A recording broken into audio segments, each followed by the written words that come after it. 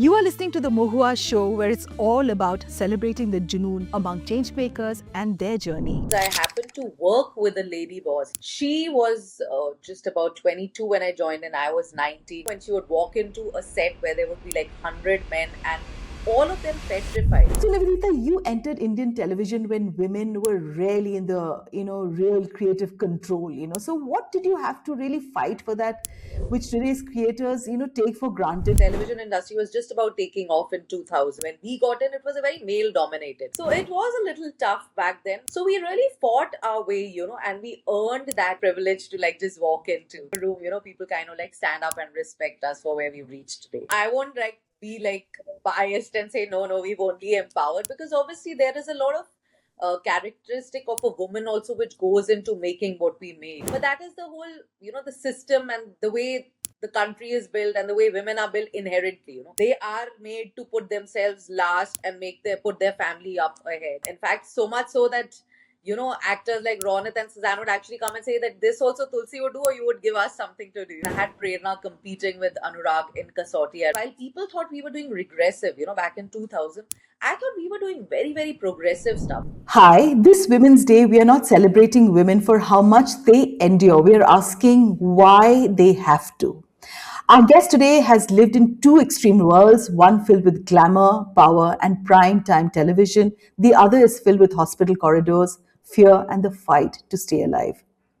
Nivedita Basu helped shape what India watched, believed, and dreamed for over 2 decades, and then she walked away from it all to build something that could save lives.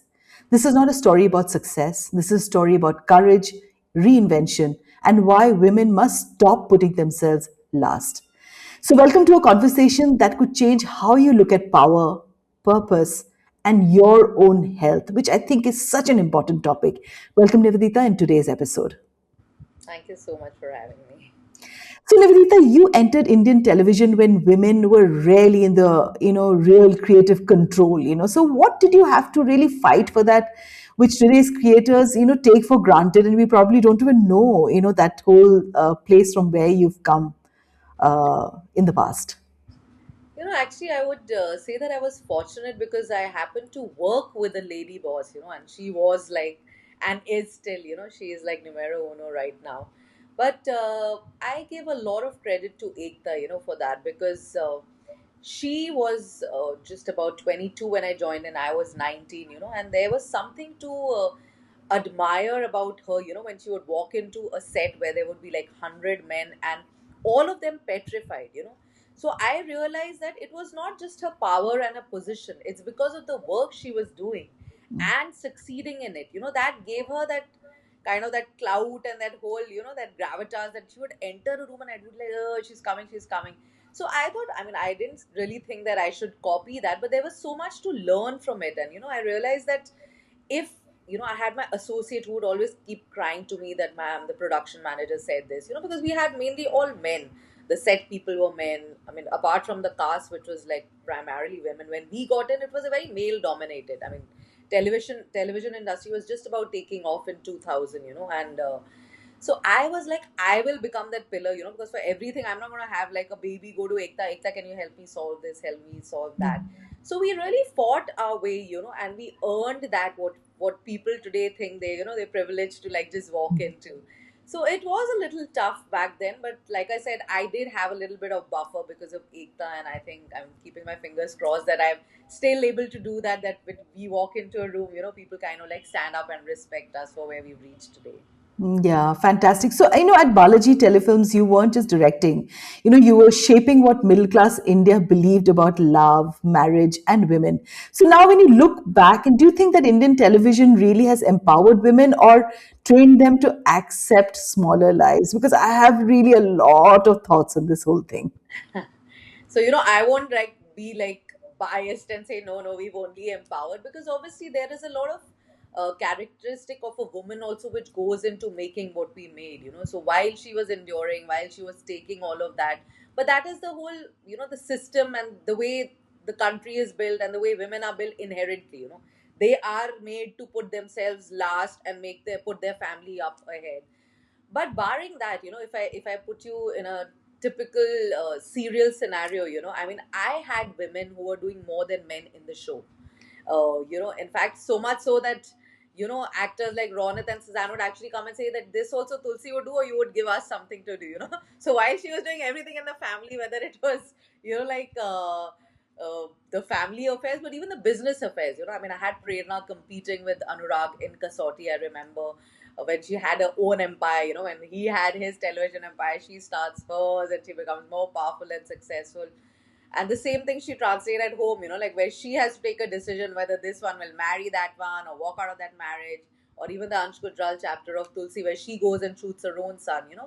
So we made sure in television, while people thought we were doing regressive, back in 2000, I thought we were doing very, very progressive stuff. I mean, I'm not, discarding the fact that they were a lot more resilient. They were taking a whole lot because that is how Indian woman is. And the maximum audience kind of identified their own daughters and bahus with what they saw on television. So they thought that if they are making their daughter get married into a slightly uppity family, a little rich family, what are the problems she'll face and how can she probably deal with it? And this is my learning now. When I sit down, people say it was so aspirational that people thought that, oh, if this bahu can do it this way, even our girl can. She doesn't have to really get trampled and be like a doormat. So I mean, I actually feel proud that we gave them a way. So we were not showing them their Chandi Ma because it wasn't the fact. Had we done that, trust me, we would have probably not resonated with most of our audience. Yeah.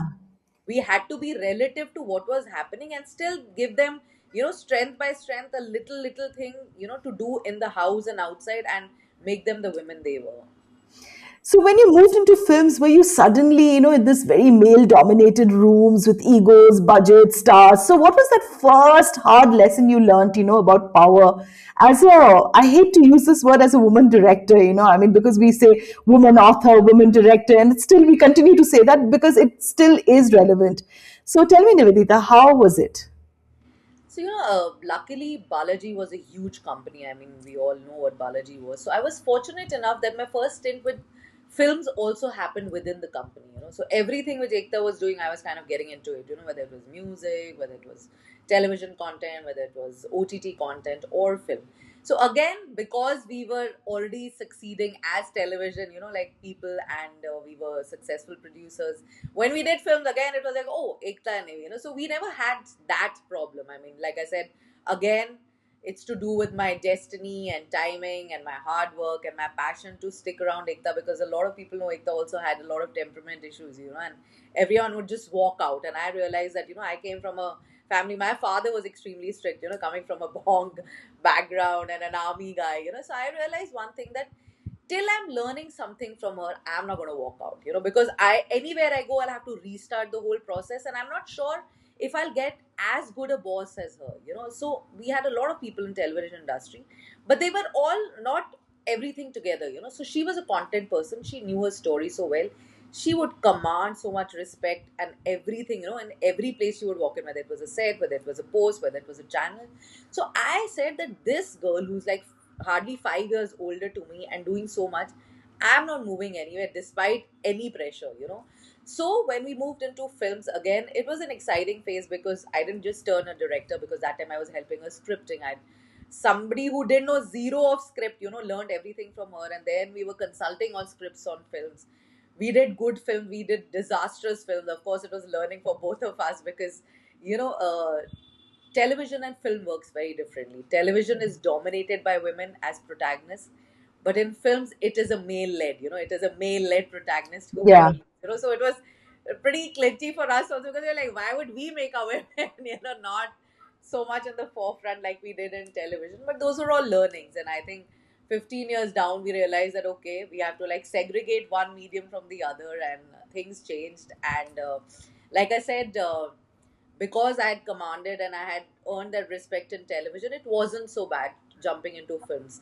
And I think now, if you talk presently, I think there is no sort of demarcation whether you're a woman or a man. As long as you're making good content, you're relevant, you're a success, and nobody really cares. True. So you ran both, content and business at platforms like Atrangi and Ullu, right? Yeah. So, why are women still so rarely trusted with both creative and financial power? And I face that so often, that because I'm creative, I probably will not understand anything about money. Actually, this concept has changed. I mean, I'm not taking media into consideration, but if I see outside, if I see today's startups and we see Shark Tank, I have seen women doing so well. It's commendable how they managed to reach there. But I'll tell you my own journey.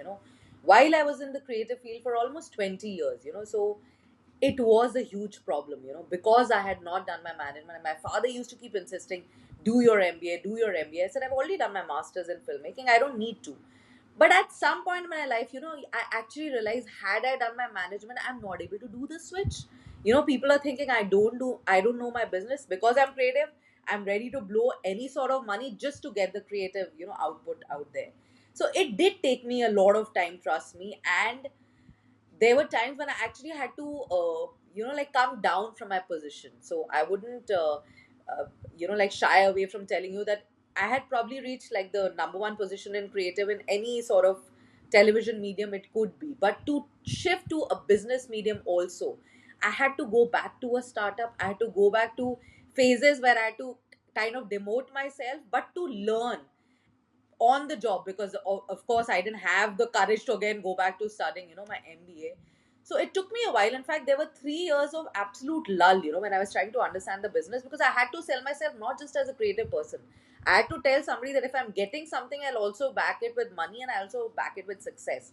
And then I got lucky after 3 years of lull, which was, I like kind of put it out as my not postpartum, but just a phase where I was like, I had a child and I said I'm taking care of it, but I was like kind of learning, unlearning, and and I said this time when I go, I'll go with the business aspect also. And it so happened that when I joined Olu back in 22, I went in as somebody who was a content head and a business strategist. So it took a while, for me to get there. And I think it's just like I said, in my case, I had to do the hard work after 20 years, because in 20 years I never thought I really had to know the business side of it. But the moment I left my comfort zone, which was Balaji, and I moved out, anyone would say that why would you know, and then I said that I don't have anything to back, and I was also very fearful that I don't know. Actually, I don't know if I put that money, will I be able to get it out? And now when I sit, you'll be surprised. People are actually telling me, why don't you sit on the marketing? Why are you on the content side? I said, because I'm very good at content.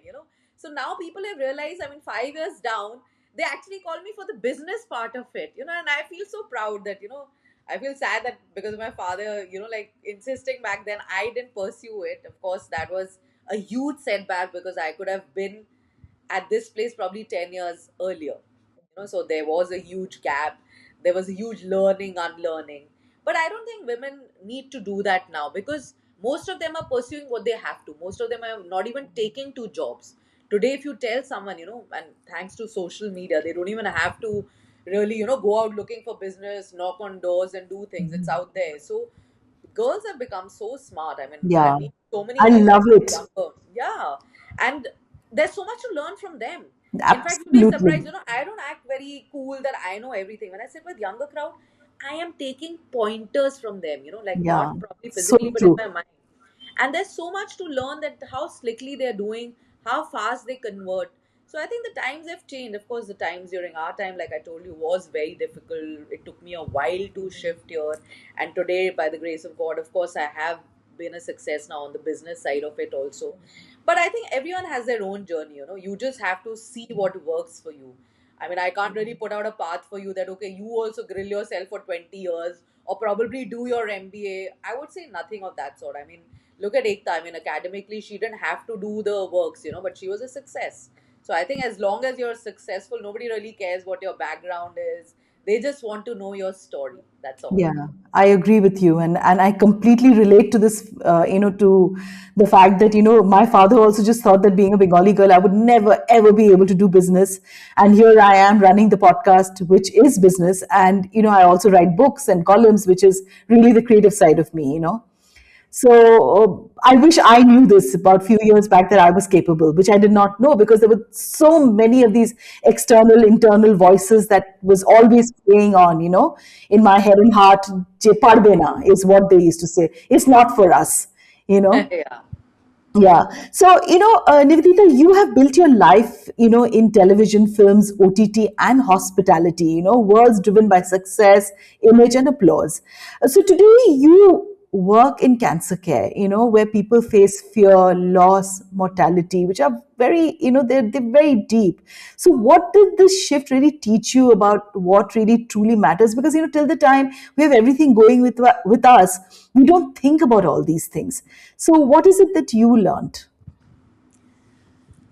You know, Global Cancer Care took birth, in fact, very recently. We just started about in December. It was, in fact, it started with a personal fear. I went to check myself on a regular thing. In fact, I was just reading about, just prior to this interview, I was just reading that, in India, healthcare is never about, like, it's never like on a good day you'll just say let me just go and do a checkup. It Mhm. never happens. Mhm. It's not like a mandate. It's only Absolutely. when there's a panic, when somebody around has had something and you feel oh something is similar is when we go. Why can't we just make it like an integral part, like how we go for a movie every month or a play or for a wedding? Why can't we just be happy and just walk into a hospital and say okay let me just go and check myself? In fact, by the end of the podcast I want women to do that. I want them to on a regular day choose and like schedule a regular just check up post 30, like when you turn 30, to just go and scan themselves and do a regular checkup. We always say I wish we had known, but how would you know if you hadn't done it? So the birth of Global Cancer Care happened because obviously I lost my cousin who was just about 50, about 8 months back, and I saw the fear. When I went to see her in Chennai, I saw the fear in everyone's eyes. And this whole thing that why the expense. It was like a whole collective thing. And I used to have a lot of friends in oncology. We used to always chat, and they were always like cool about it. So I realized for them it's just like a professional thing. It's just the people who are at the receiving end who have to go through so much. And why are they going through so much? It's basically because it's a little late in the day. So what if we are able to create a brand? While I'm a clinic where I treat everything and I'm normalizing the cost, I'm taking that whole fear that oh my entire saving is going to go because I'm in cancer or it's the end of the world.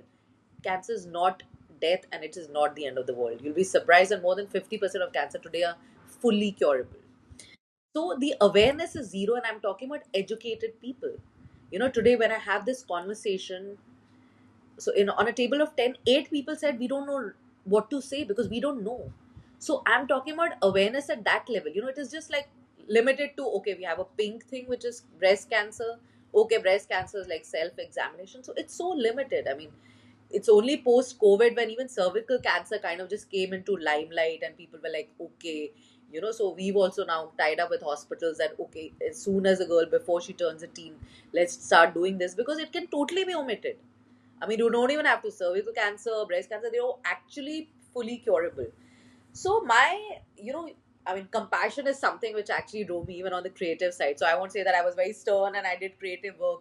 In fact, even I go for films today and being from a film industry, and being somebody who's on the creative side, 80% of the time, the content which I'm watching, even if it is like 5% emotional, I'm sitting and crying. So, I am a very emotional and a very sensitive person by nature. So Same it here. was but natural for me to make that shift, and I'm somebody who can't control, and I mean, I'm not suggesting I'm the best person to come to, and when you have to take counseling, we have like a good set of people who counsel for us. But I'm just saying that, we're taken so much back, like from the society in terms of the glitz, glamour, popularity. I had this thing of giving back, so it's also my background actually because my grandparents, my grandfather was also in the army.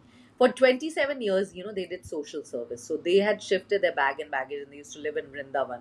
My grandfather ran a charitable hospital without a rupee, coming into his account for 27 years. It was just whatever army was giving him. And my grandmother, she was from the All India Women's Conference and she ran a home for destitute, widows, abandoned kids. So I think having grown up in that background, I always used to wonder when will I make that shift? When will I do something, which I am so proud of today, like today I say all karmas, it's all because of our grandparents. And today I have to leave back something for the generations which are coming, whether it's my Absolutely. kids, whether it skips my generation, it happens to the other generation. I had to do that. I mean, it is inevitable that I hadn't gotten into something. And cancer care was something which just Like I said, it just happened, the timing, like when I had my cancer fear, my cousin passed away, it all happened within like 4 months, and then me meeting, these doctors, and it just happened like within a month. And we had our first 8 bed clinic, and we said that, wow, now the whole thing is to make it a brand like I've done on television and films, and create awareness. And like I said, it doesn't have to be a panic call or even a concern call for which we have to go to a doctor. It has to be a good day, passing, like you pass a mall and you say, oh, let me just go and see that dress. You pass a healthcare thing and, okay, we have some time, instead of a coffee shop, why not just go and do a test? It's just a simple blood test. Just a simple scan which takes 10 minutes. So yeah, that's probably where I'm coming Amazing. from when it comes to global cancer care.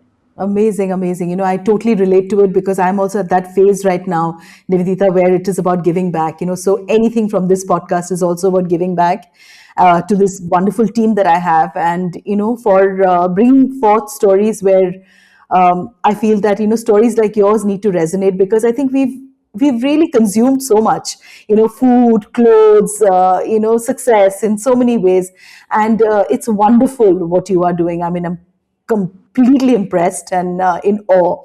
So, did there come a moment, Nivedita, when you realized that, what, I just don't want to build brands anymore. I want to help, save lives. And tell me a little bit about the shift, and also about women being caregivers. So many women like me, I've been a caregiver all my life, okay? And I've been a caregiver for my dida, I've been a caregiver for my father-in-law, I've been a caregiver for my baba, I'm a caregiver for my ma. And, so I have postponed my own health situations on many occasions, because and also it's taken for granted that the men are going to be busy, and the wives and the mothers and are the ones who are going to take on this whole thing. So do you really think that Indian women are taught to ignore their own bodies? And why is this whole emotional labor still invisible? Because I don't know if anybody really understands the exhaustion I've had. Like 25 years, Nivedita, I have been looking after people. I am exhausted sometimes because I've not been able to lead my life somewhere where I've not been worried. So it's so strange when I open my phone book, I have more numbers of doctors than I have of people that, I should be meeting today as a single woman. In a way, it's good you have good amount of doctors, because to have doctors as friends is something which is really great. You're just a phone call away. But yes, I hear you what you're saying. So like I said, at the beginning of the podcast, where I said women inherently have that nature, while some women are of course taught, when I say majority of the women from the absolute rural and 85%, people in fact who used to consume our content, they were probably taught to be that. But barring that, I've seen even women who are more progressive, in terms of good backgrounds, we have that.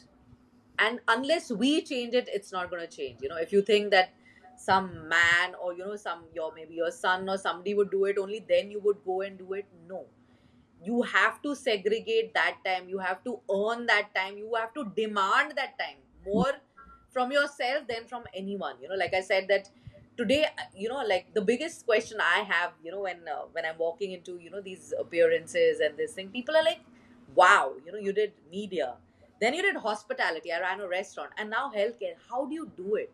I mean, we are not able to run our own system, for so many years. I said, because somewhere, you have to detach yourself. The Yeah, problem is of detachment. I agree. I mean, I always feel that, oh, there was so success. So what? Like, so while you say I build brands, but this is what I want to do even here. I'm just changing the stream. I want to build a brand even for global cancer care.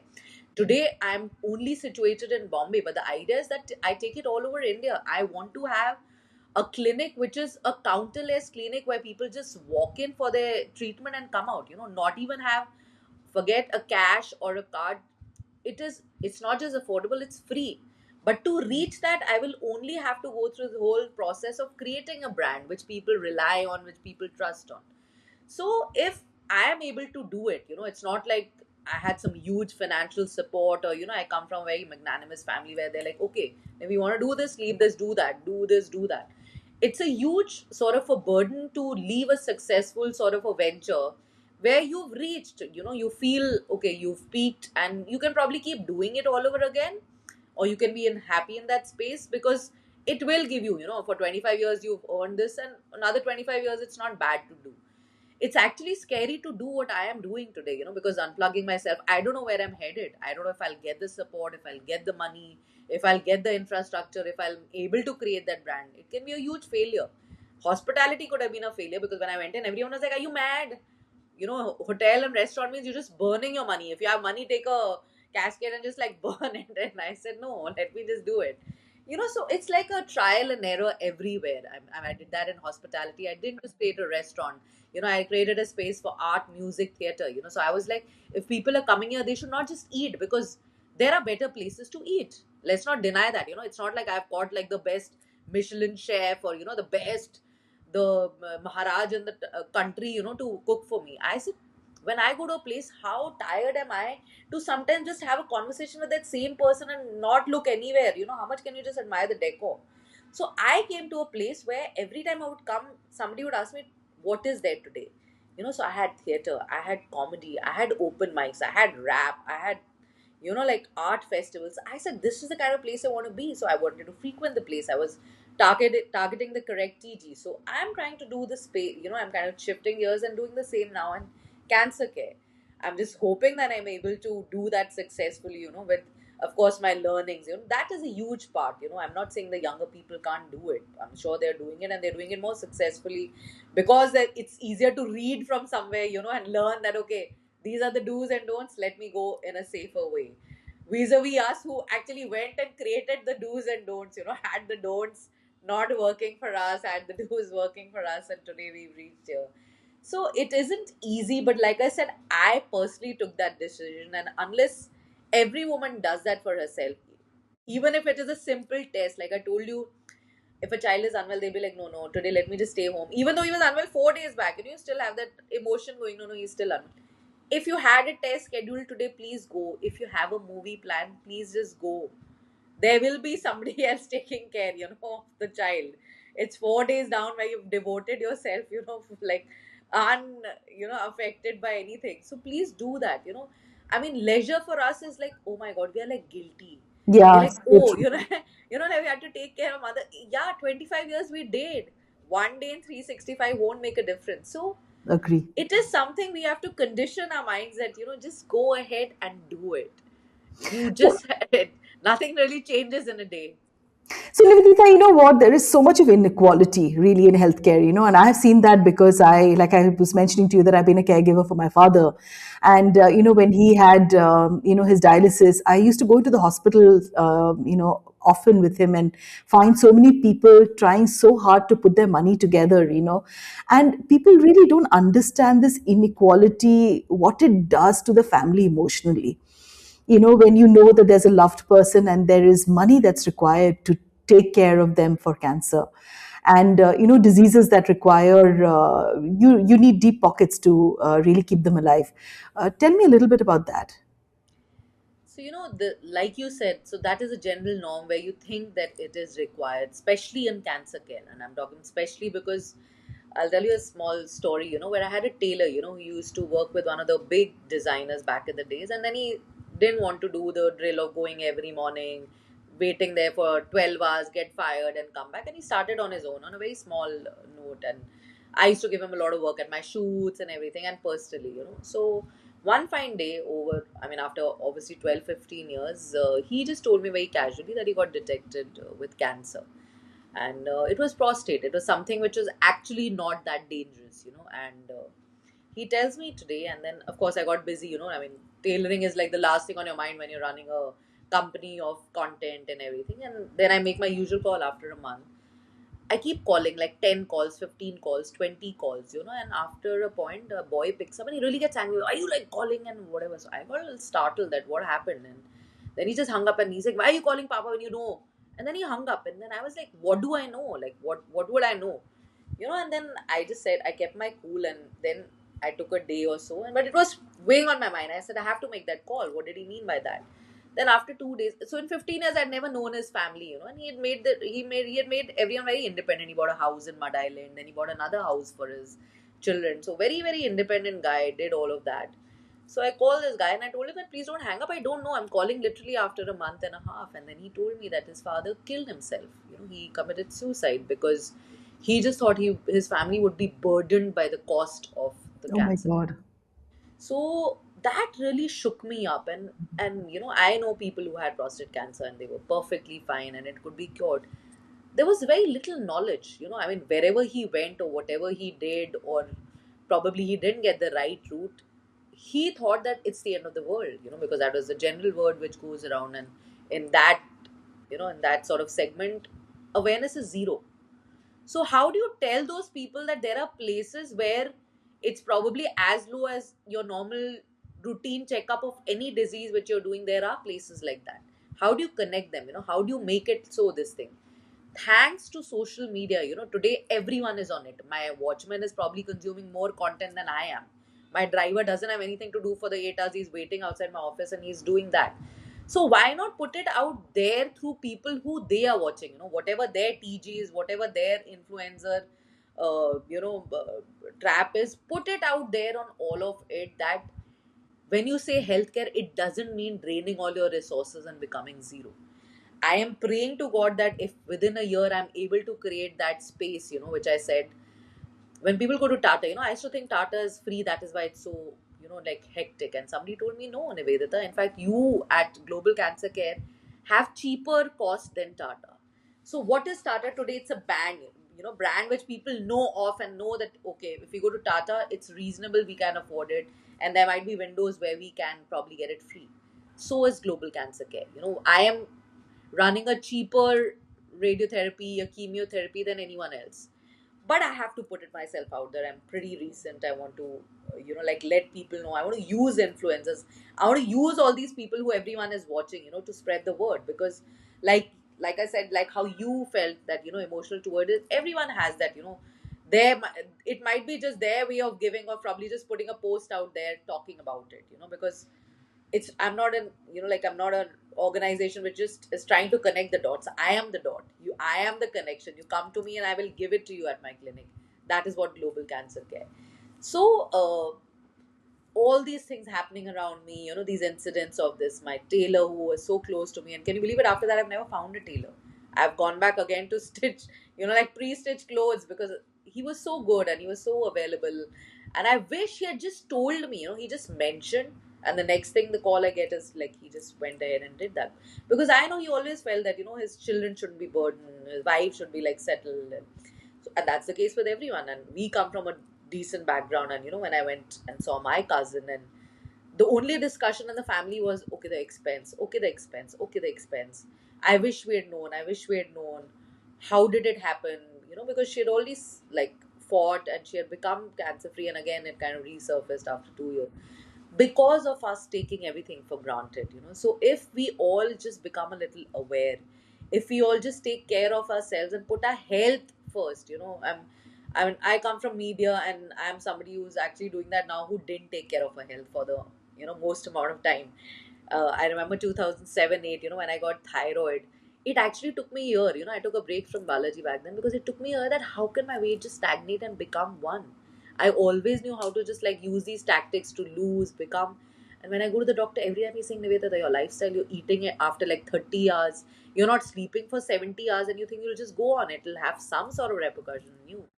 And that was the year when I realized that it might be a small thing, but it is not that small. Like these things are what builds up and creates the big thing. You just always say, हाँ ठीक है ना क्या है, अरे दर्द ये तो ठीक है ना, but अब लोग aware हो रहे हैं. Now people are actually going, and maybe it's COVID. Nobody thought a pandemic, like that would happen, and people got those jolts of their life. Thank God for it. Yeah. Not for all the bad things which happened, but for the awareness Mm. that people don't ignore those small things. So like I said, every bad thing has like there's always like a silver, like a silver Silver cloud or lining, something yeah. behind it. So something good came of it, that we put our health now before anything, I at agree. least much more than what it was 5 years back. Yeah. I'm not saying we are out there and we are actually, like I said, we are walking down a street and we say, oh, let's go do a checkup. It's not that good as yet, but at least even a small thing, like if somebody gets a persistent pain for 4 days, they do take that initiative of just going and showing a specialist rather than doing, those home remedies our grandmothers and our didis at home, would do अरे वो लगा दो. Like I've had problem where I've had pain where they've just done those hot thing and my doctor's like, why did you do it? Now you push like 1 month back because it was supposed to be cold, So our levels of intelligence is so bad, and I'm talking about educated people, like Yeah, yeah, that's why. absolutely agree with you. I do. I've had an autoimmune disorder for very, very long. And, for 1 year, I completely ignored it. And, we did chana with dahi, and you did, mustard oil with a little bit of garlic thrown in it, and it would stench like mad. And, you apply it on your legs, and they say that, it would go. But yeah, eventually I was on steroids and I was on a sulfur drug for years on end. And I'm so glad that I had sense to really go meet a doctor who kind of helped me out. So, what are the most common myths you feel about cancer that stops people from getting tested early, and what are the kind of tests that they should absolutely not skip? So for women, I've told you there are two things which are like absolutely mandatory. It's your mammography and your cervical test. And it is so easy, trust me. You just walk in. It's not even like in and out, it'll be half an hour. And that also I'm counting like in case there are two people waiting before you. So for women, it is not something which is an option. If you're 30, just go ahead and do it. It's like one day if you're doing a film thing for yourself, just schedule a day of the week to just go and do it. It's not an everyday thing. It's not, unless there is some sort of a marker which kind of comes in, which is like something which is worrisome. Just go and do it. I mean, it's not an option. You have to do it. The biggest myths which I come across, which I told you, is one, it'll drain you of your expenses. It won't. I am just one place which is talking about reasonable. There are 10,000. When I got into cancer care, I came across so many people. Because the dots start connecting. People start seeing, oh, you're in that. They start connecting. There are so many people doing such incredible job. Yeah, yeah, There yeah. are there are organizations which kind of connect you to people. They put their whole CSR thing, and it's being done free. So you just have to put yourself out there, not keep it like a secret that you have it, and oh my god, it's like the burden of your life. It isn't. Most of the cancers are curable. Trust me, it is something which I have learned 40 after living my 40 years now. For me also, cancer means it's the end of the world. It is death. So please change that. Another thing which people feel is that I am fine. But cancer doesn't really come out screaming loud. It whispers, it gives you signs which you have probably ignored. So don't think cancer is only for people who are smoking, who are drinking, who have like the worst habits, who are living a sedentary lifestyle. No. You can be the healthiest person to look at, doing the best things, not had any vices in life, but you can still have it. So like I said, if you just put yourself out there, I mean, I would say, firstly, even if you're young, I think do it for your parents. If you want to give something to your parent, please don't give them expensive watches and all. I mean, I've seen my in-laws, we always give them watches they don't even wear, Yeah, but they are very excited about the simple fact when we just accompany them for a simple eye surgery. I remember me just going absolutely. for a cataract surgery was so like they were so elated because they could actually like show off us to their friends in the hospital that we came along and we did this, and oh, Oh, she does that. So it was more uh, it was more of a proud moment than them flashing a watch which they don't know the function of. Half the time I'm just explaining what the function of the, and I'm like, I don't want to do that. I probably just schedule one sort of healing thing or a vipassana. I want to do those things now for them, not just for them but for myself. I mean, I keep telling my partner Yadu that let's do that, and he's totally into yoga. There were years before we had kids, like for almost 8 or 10 years, our New Year used to be a yoga retreat, and I have no complaints. I have no complaints that what I did for 350 days of my life, partying or being in social ways, and then being there for 15 years, it was crazy amount of relaxation which I would have not got otherwise. So I have decided that if I have friends, I am motivating them that this is what you need to give to your parents and give to yourself. yeah. Please don't wait for those warning signs because then it's late.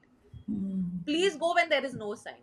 That is a sign for going and checking up. That's my Absolutely first agree. first that's Yeah. my first this thing tip to you, that when there is no sign, that is a time for a checkup. Okay. So, you know what, Nivedita, we know that, women still remain very invisible in our culture when it comes to diseases. We don't want to talk about it. We just feel that, it's something that you should be ashamed about, and why does it happen to me? And especially when it comes to cervical cancer, breast cancer, there's so much of stigma. And, it's amazing when you see survivors like, Hina Khan, Charvi Mittal, and also Manisha Koirala, who really gone out there and openly spoken about their journey. So, what does that do for women who are really silently scared, Nivedita? And this, I would want you to reach out right now to so many of our listeners who are from everywhere, and some of them are frightened. I was frightened when I was diagnosed, and I didn't want to tell people, that I have an autoimmune disorder, because you just feel that something is probably so fundamentally wrong with you, and in this you have no control. So, tell us a little bit about this. So, unfortunately, in women, both the cancer which are there are to do with our parts of the body which we are not very comfortable talking about. And I'm talking about a phase where I was having a baby, and there were women who wouldn't want even a male gynecologist to be checking them. Yes, mammography and cervical both are to do with the organs in a woman body which are very, very private. And we're not comfortable talking or discussing it over a coffee, or, we're always like, even if today we mention, like a sanitary pad, it's almost like looking over your shoulder that I hope nobody heard or saw. So that's how the mindset is. And trust me, I mean, there's nothing in the world which has changed that unless you yourself change. Like, I always say that there's nothing. Of course, you sit and hang out with people who are a little more open. So I think the whole fact that Chavi or Hina or Manisha came out and spoke about it gave a lot of confidence to women, especially from the whole celebrity world. Of course, there are other people who are doing incredible work in cancer care. I mean, there is cancer a patient AIDS, which is very popular. Then I've come across somebody, like Archel, who works with a lot of survivors, caregivers, and everything. So there's incredible work which is happening. But like I told you, when you're making a brand, and the background I come from in media, it is a huge thing now on social media, because if these people stars talk, it's like a little more of a, like amplification than what a normal person would do. So I'm glad they're doing it, because it is actually even for that matter, even Ayushman's wife, Tahira Kashyap or Sonali Bendre, they've all Yes. come out and they've spoken. Of course, there was that whole fear when they were going through it. You didn't hear much about it. It was always like kept under cover. But I think that is okay. I mean, when you're going through the treatment, you don't know what the end path is going to be. Yes. And you don't want to be like, I mean, it's They're incredible. vulnerable Women are also. talking, yeah, if they're talking through the journey, it's great. But there is so much of trauma, and I mean, there is a whole lot of pain. I wouldn't say that it's everything is like a gala, like any other disease where you walk in and you just get treated and come. It is like a process. It takes a while. You have to keep going back and forth, to see if the whole thing is eradicated. So it is a huge journey. But even if by the end of the journey you're able to come out and speak and, like educate a set of people, it is commendable, because there are so many women, who are shy. I told you, even for a gynecologist, I mean, we would have women, if we are 50 of us waiting at that hour, there would be women who would actually go on the reception, look here, there, and request, is it okay if we get like the female one, because they in a clinic they kind of separate and give equally everyone, unless you have a preference and you've got a reference.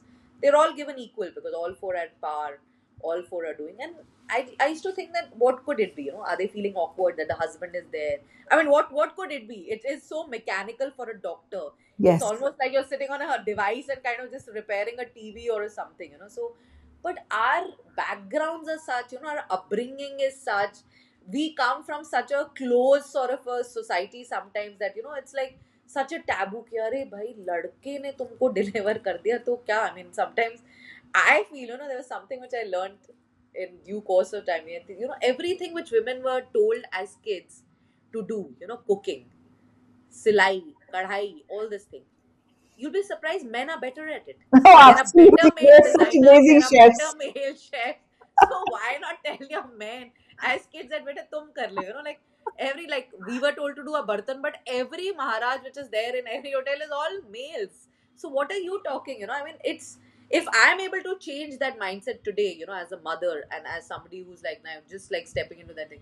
and I can educate them that do that. It's like today when we go to schools, we were having a small exercise for a kindergarten class, and I felt so happy that like the males were told to do the table, the males were told to fold the clothes. So I was so happy. I mean, it's not a big deal. It's not like I'm changing the world, or like the NASA, some new thing has been launched, but a small thing at that age.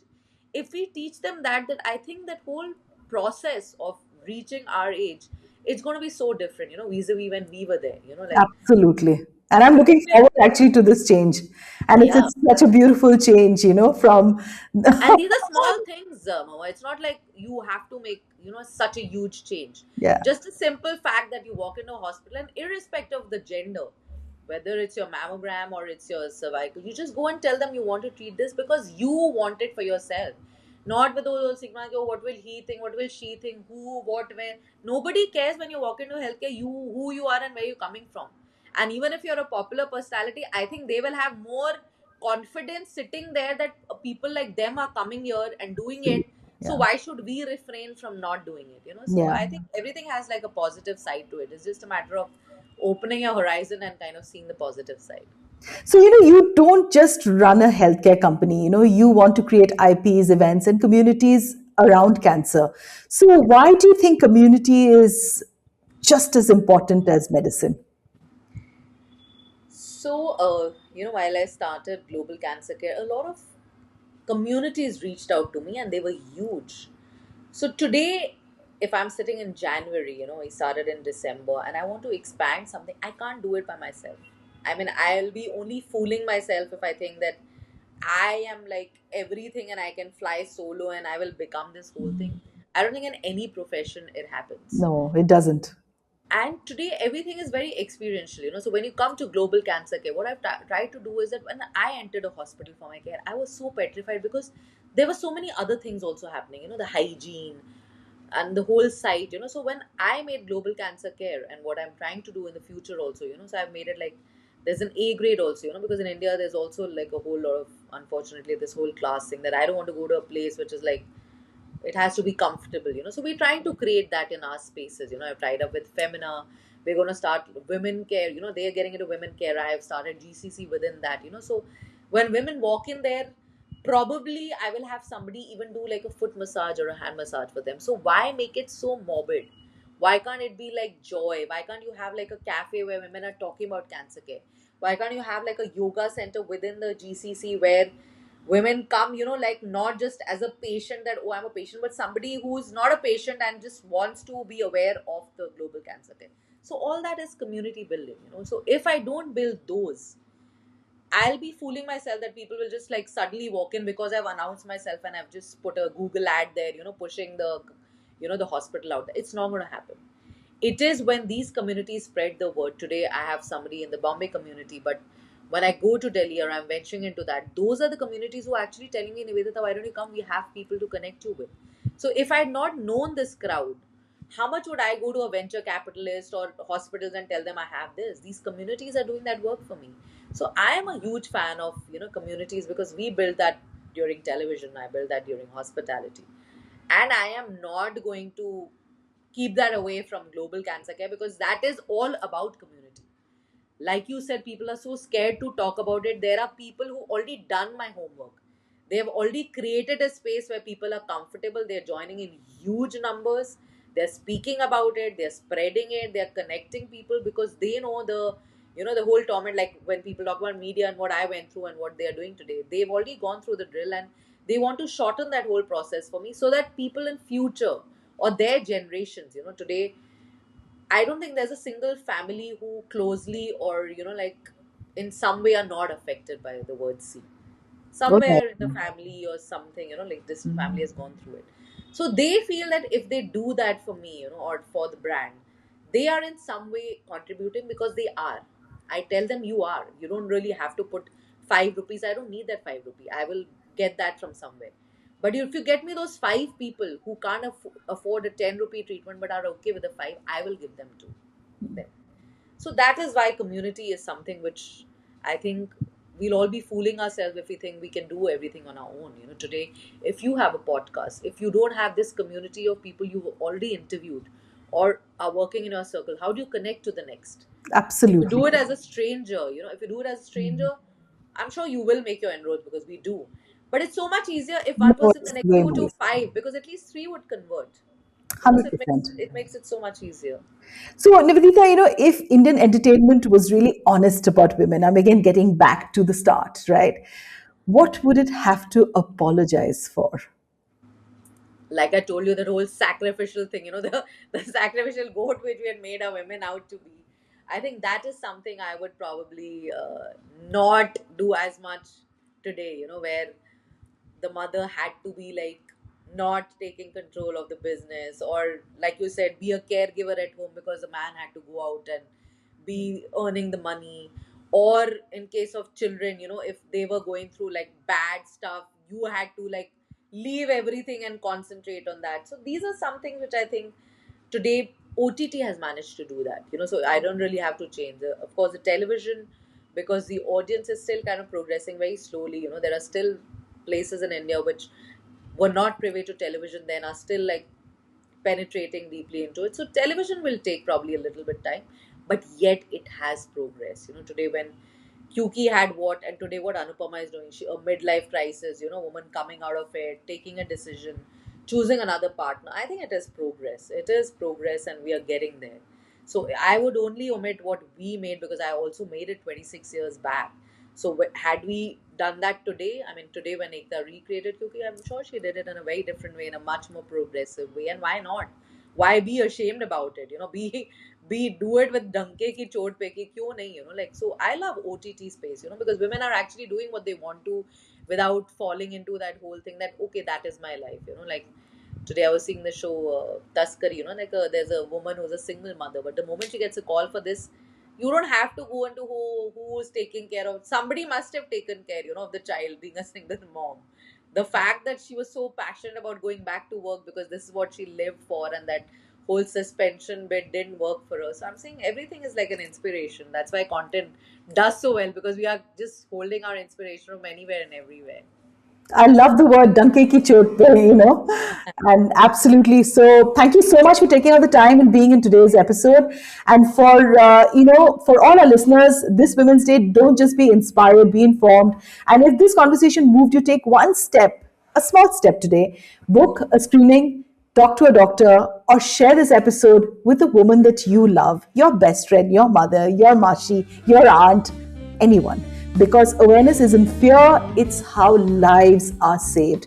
And we are so proud to have Nivedita Basu here today with us. Thank you for taking out the time and being on today's podcast. Thank you so much. It's a pleasure.